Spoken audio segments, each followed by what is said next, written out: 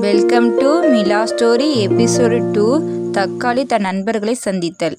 தக்காளி வீடு பக்கத்திலேயே கத்திரிக்காய் இருந்தது.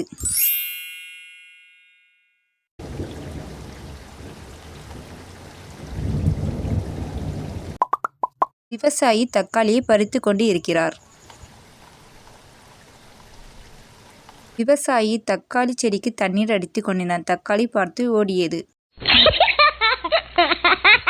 தக்காளி தன் நண்பர்கள் கத்திரிக்காய், உருளைக்கிழங்கு, குடைமிளகாய் தன் நண்பர்களை பார்த்து தன் நண்பர்கள் அனைவரும் ஸ்கூலுக்கு நேரம் ஆகிவிட்டு என்று விரைந்து ஓடி செல்கின்றனர்.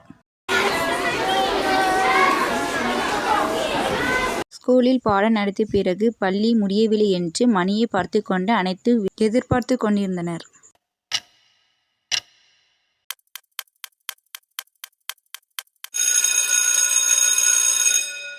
ஸ்கூல் முடிந்தவுடன் ஓடுகின்றனர்.